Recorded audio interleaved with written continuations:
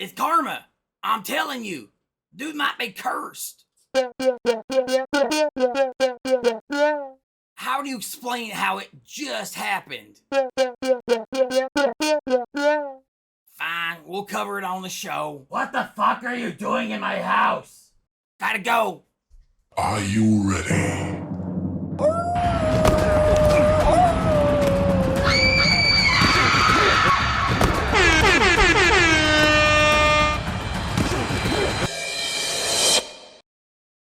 Welcome back to all the fantasy degenerates. It's episode 6 of the Fantasy Football Monsters.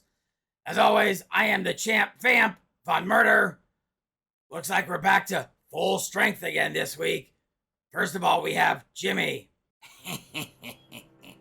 I just can't stop laughing. Sure, laugh it up, numbskull. I mean, as soon as you get Chubb, he gets his knee turned into a pretzel. And let's be clear, I'm not laughing at Chubb's misfortune, but I'm damn sure laughing at yours. Whatever. C'est la vie.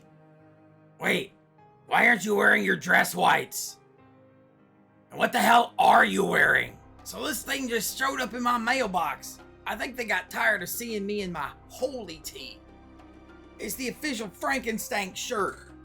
And let me see, the way this feels against my rotten skin, well, I hate everything, and not even I can hate this. This may be one of the best damn shirts I've worn in my life. I gotta give it to Coach and the rest of the Toilets and Titles crew. Those guys did not cheap out on the shirt, even a little. Let me feel it. How the fuck we gonna do that? Fuck if I know, let the editor figure it out.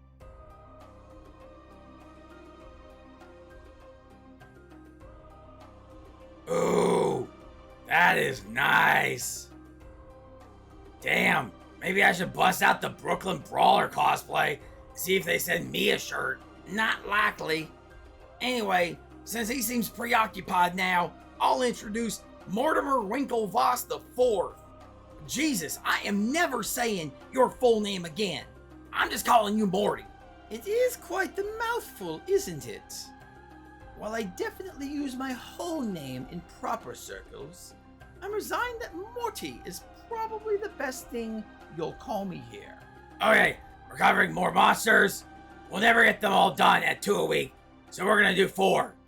Jimmy, start with Slimer, but keep it short. Sure. Slimer, or as this dork calls it last week, fuck you on a stick, allows you to negate an opponent's power for the week, and the opponent's power is treated as though it was used. Only can be used once. I doubt this card will hardly ever have to be played though. Merely holding it should be enough incentive to keep an opponent from using their power. Just like Mechagodzilla the Driller, they knew they needed to use Frankenstein, but if they did, it would get slimed. No point in forcing Slimer to use their power at your own expense. Yeah, against some cards like Freddy, he only shuts them down for the week. But most everything else, it shuts down completely. Pretty damn good. Oh, gotta watch timing versus Leprechaun though. You have to use it before the wheel spins. The one exception to the 12-hour rule. Speaking of Leprechaun, Morty, why don't you take this? Oh good, I love some variants and the Leprechaun gives it to you in spades. It may only be used a single time, but when used, it will cause the Toilets to Titles people to spin a wheel on their Thursday evening show. There are 20 spots that do 20 different things, and we don't have enough airtime to get to all of them, but know that 9 of them are good for you, 10 of them are bad, and 1 of them makes you spin the wheel again, twice taking both results. You only get to play this thing one time, and there's a better than 50% chance that you're gonna fuck yourself. Nope. I guess if you need to hit a home run or something, it's out there. But the fact it has to be played ahead of time just makes this way too scary for me. In its current form, I actually have this card ranked only slightly above Jason, despite it being drafted in the first round 3 times and taken off the board in 5 of the 8 leagues. Some assholes must think that they're lucky, or just screwing around or something. I don't know. Feels like it needs to be at least weighted towards the player to make it usable. I'll take Candyman. This is another multi-week card. If your opponent's quarterbacks combine for 3 or more picks in a week, then they lose an extra 50 points. This can keep going for up to 3 weeks, so long as the picks keep coming each week. It's always hard to know when a quarterback is going to be throwing interceptions, especially with a Jameis Winston no longer serving as a starter. But with a little bit of schedule planning, this card could definitely have a very solid impact. Yeah, like some of the other cards, this is heavily dependent on your opponent sucking. It's not my favorite at all, but it's also not the worst. It only went in 4 of the 8 drafts, but in 2 of those it was a first rounder. Okay, one more. Who wants it? Sure, I'll take Freddy. The fuck you will. I'm so pissed he canceled on us. If he wants his card covered, he can come do it himself. Fine. I'll cover Dr. Jekyll and Mr. Hyde. This lets you make a swap from your opponent's starting lineup with a player on their bench. Doesn't have to be position for position, but still needs to be a legal lineup when done. This is actually a really solid one, since there's usually someone on anyone's bench who either dropped a complete goose egg or something close to it. So you have to be careful who is on your bench against them. The old switcheroo, eh? There are multiple reasons why this card would be played, and should likely result in a win when played properly. Why, I think I saw in the Phantom division, the player, the Terminator, used it to swap his opponent's Daniel Jones for Alvin Kamara to cause an enormous swing. Yeah, kind of falls in the same vein with Dracula and Frankenstein of being able to make minor adjustments later. I think it's worse than both of those cards, but definitely a monster someone should be taking. So before we get into the week's recaps, are we going to cover some strategy thing in general? Yeah, while we talk a lot of Frankenstank, I also want to cover stuff that is good in other places. Today I want to talk about FAAB. Are you referring to the thing that you would keep on a keyring that utilizes near-field communication to open locks? Fuck, I'll never have to wonder what any acronym means with this know-it-all being here. No, that's FAAB. I'm talking about FAAB. Free Agent Acquisition Budget. In some leagues, like Frankenstank, each player is given a yearly waiver budget. When you make a claim on the waiver wire, you bid for that player. Highest bid wins. When you run out of money, you're done with the waiver wire for the year. Excellent! This is a great topic that can really confuse new players, as was evident from the recent Puka Mania. What the fuck were people thinking? 4 people dropped over a quarter of their budget on Puka, and one even unloaded literally everything. All $1,000. Done for the year. WTF. Yeah, great example of what not to do. So here are a few things you need to understand. Number 1, if people have money, it will burn a hole in their pocket and they'll want to spend it. Number 2, just because someone is hot doesn't mean you need them. And number 3, you need to actually evaluate what your needs are before you start looking on the waiver wire. Important the person is for you. Did an important player become injured and you need their backup? Is this player someone who's you're going to need long term, or will they only fill a gap for a few weeks? Yeah, if you had Aaron Rodgers and you wanted to pick up Zach Wilson and paid a lot, I get it. But remember, just because you need it bad doesn't mean everyone else does. Fuck. Well said for once. Yeah, one guy paid $500 in FAAB for Zach. Another paid $2. The guy who paid $2, who also had Aaron Rodgers, realized Wilson probably wouldn't be too hot of a commodity there, so they bid low. Mind you, $2 to replace your QB is probably too low of a bid, but I can also tell you $500 was too high. Assess your needs, bid accordingly. For someone you are looking to acquire to use in a backup role, or maybe someone you need just for a single bye week, you should not take up a lot of your budget. Take me, for example. With Aaron Jones and Christian Watson as large question marks in Green Bay, I picked up Jaden Reed. He's not starting for me right now, but I feel like he's someone like a Puka that could come out of nowhere. You know, like what happened actually week 2. Want to know what I bid? $7. That's it.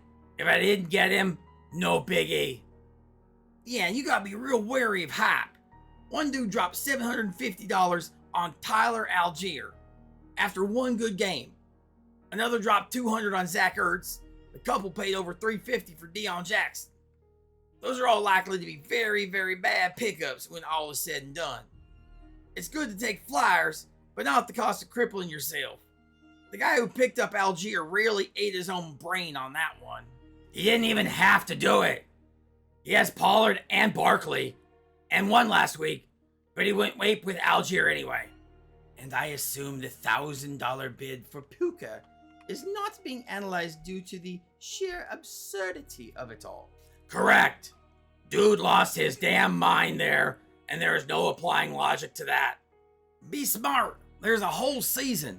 Unless I'm replacing a starter who got hurt with their very capable backup, I'm not spending over $100 for anyone right now. And even then, I think anything over $200 for Zach Wilson was super extreme. People fucking panic. Trust me, I've seen plenty of victims panic over the years, and it looks exactly like paying $1,000 for Puka and $750 for Algier. Every single time. And if you're just picking up to solidify a backup plan at this point in the league, I could not justify spending more than $15 or $20. Trust me, if you waste it now, you'll wish you had not later. Cool. So, results? Yeah, but we're doing summaries. This also means rounding points down. No one gives a damn about the decimal unless it's really close. Is this really a good idea? Yeah, not sure about this one. Let's try to be more inclusive and give it a try, guys. Okay, well, because of the Jimmy stunt a couple weeks ago, we're making it up to Frank by making him this week's sportscaster. Take it away, Frank.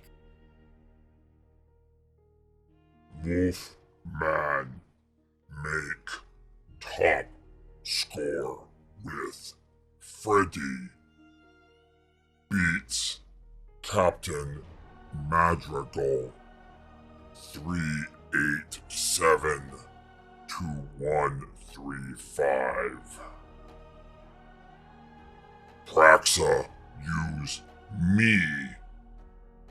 Get W against nail in coffin 374 to 274.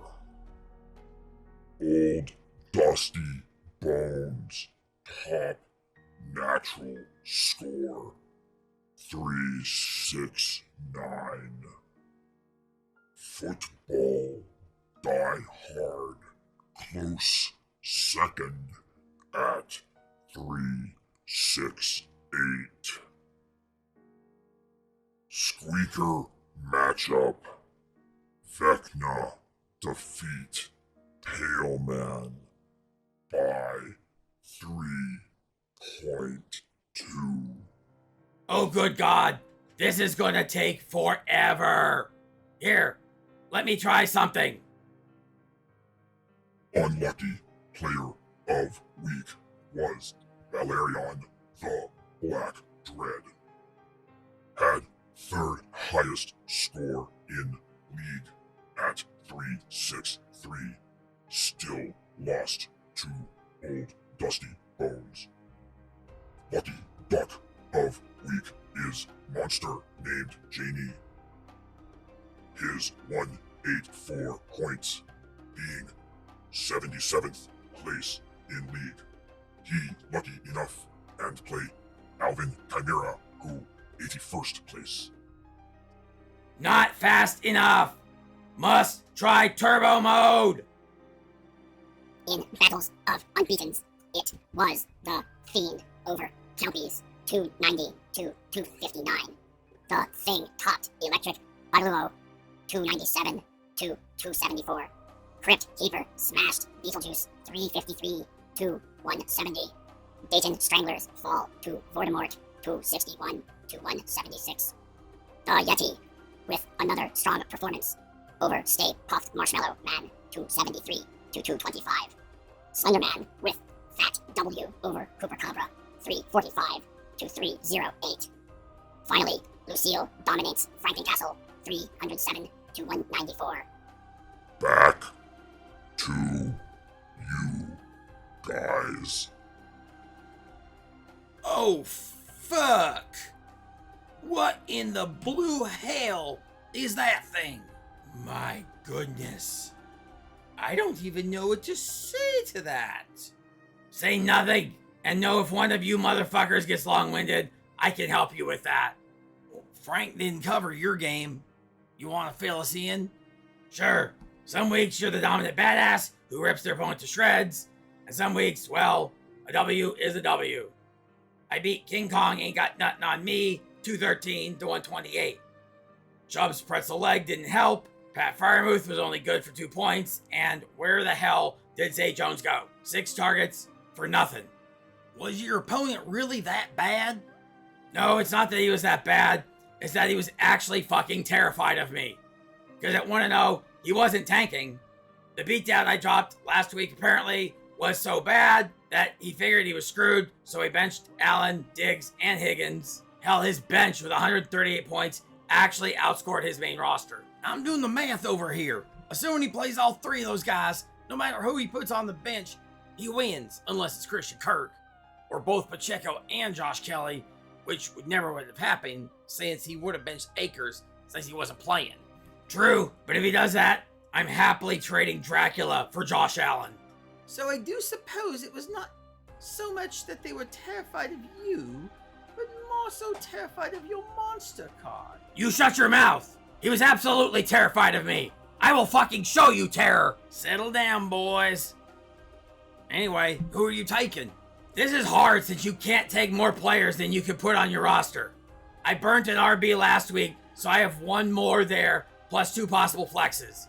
You can only take 2 QBs, so I really want to use that slot on someone premium. Likely a top 3 QB in Allen, Hurts, or Mahomes. Allen ran away this week, we play Hurts next week, but don't see Mahomes until week 10, barring theft.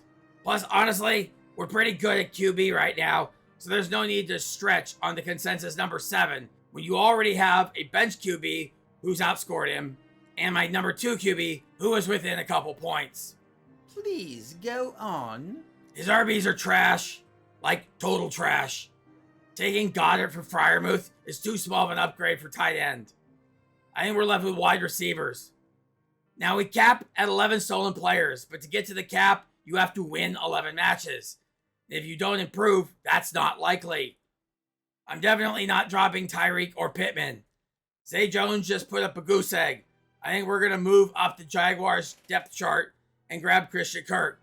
He becomes my number 3 receiver, which isn't great for a steal, but it's the best I can do in looking at the scores. I need to keep up with the Joneses, or in this case, get rid of them. Christian Kirk for Zay Jones. We have some breaking news. It seems that 2 players this week set illegal lineups and thus were rewarded with a 0 for the week, and their bench is exposed to steal. Both Son of Sam and Rancor only set 9-man lineups, which we all know is less than 10. And I can see from played monster cards for the week that we have a little dirty pool occurring. It seems FF Mad Scientist is going to doubly punish Son of Sam by playing the mummy against him, forcing him to once again have only 9 players. For me, this is far from sportsmanlike.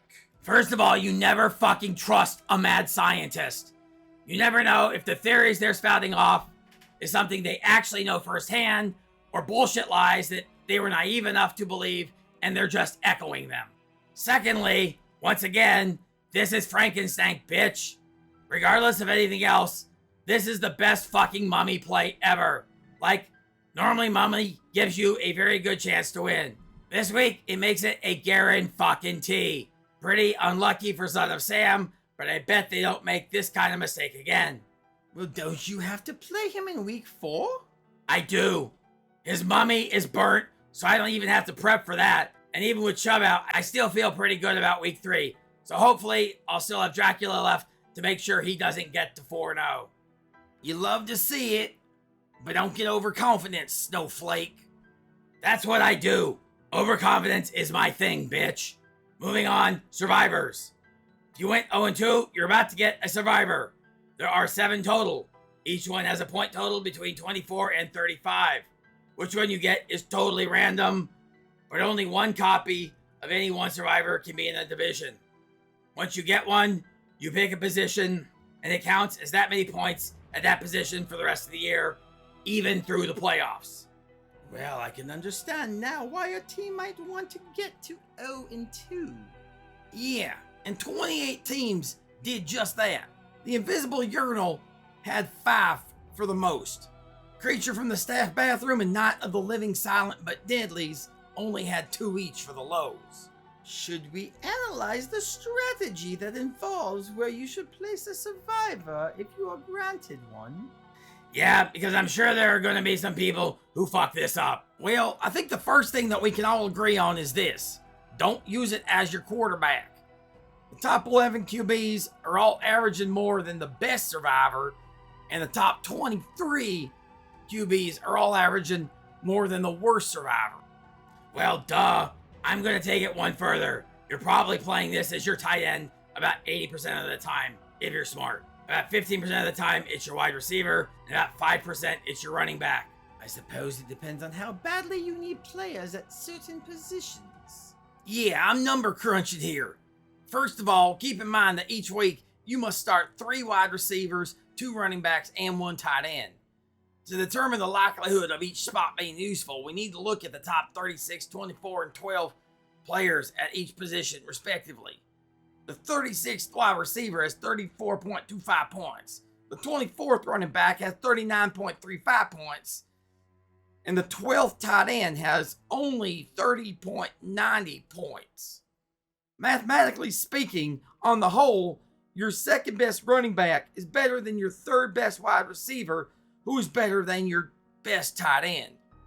Wow. So what if you end up with one of the premium tight ends like a Travis Kelce, Mark Andrews, or Thomas James Hawkinson? Holy shit. Sometimes with this furball you actually learn something. I didn't know what the TJ stood for. It probably doesn't even matter if you got the good ones. What happens when they're on bye? You're going to have to fill that hole. If you use the survivor for that, you will always have the whole field. Plus, if you really do have a premium tight end that can match numbers with your wide receivers and running backs, you can always play them in your flex spot. Even if you had 2 good ones, you have 2 flex spots. What's the likelihood of having 3 tight ends you would want to play in a week? Not fucking likely. If you do, your team is probably in a whole hell of a lot of trouble. I think I understand what you're getting at. Running backs and wide receiver slots are generally easier to fill on a week-to-week basis since they are the backbone of your team and thus not needing a survivor to fill that gap. Yeah, needing 3 wide receivers makes it a little more likely you'll need to cover the gap there. 2 running backs are easy. Hell, I don't want to lose an RB slot. I've played 2 in my flex both weeks so far, and though that may change with Chubb getting shelved. Now, these numbers are averages. Your individual mileage may vary. Like we said above, it's about 80, 15, 5 for tight end, wide receivers, running backs. I'm very intrigued to see where everyone puts their survivor and how it lines up with these calculations. Yeah, speaking of that, you've been a fucking calculator tonight. When you swapped out your shirt, did you also swap out your brain? Or is that iZombie shit true, where you are what you eat, and you just went buffet style at a Mensa convention? First of all, fuck you. Secondly, fuck you again. Thirdly, no.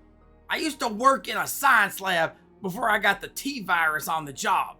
You really think I could work in a lab and not do numbers? Fucking snowflake. That also reminds me I gotta figure out getting workers' comp or disability from that accident. That shit's gotta qualify, right? Be a lot easier if I'd stop eating my caseworkers' brains. I'm not normally the type to justify violent outbursts, but if you have spent any time in a governmental office, you can easily relate to this. The experience is enough by itself that even I, as a werewolf, would consider cracking open some craniums, even though I have no desire to turn a cerebellum into dinner. Whatever, losers. I've been so hard at work on this shit lately, I've been having to use my backup drink from when I went ape on that blood bank. Fresh is always better than frozen, though, so I think I need to go out for a treat. I think you may have forgotten that we did a giveaway. No, I didn't. I just didn't want to mention it.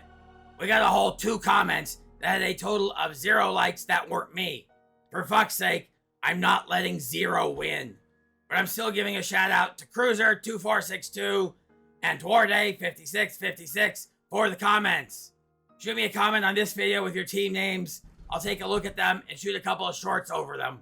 Why are you just now asking rather than last week? Is the guy with ADHD asking me why I forgot to mention it? That's rich. But yes, I know we need a better way to increase engagement. People aren't going to comment if they don't see it. We need ideas. What the hell are you talking about? Non-monster guests? Why the fuck would we do that? No, veto. I'm keeping some dignity. You only scored 213 points.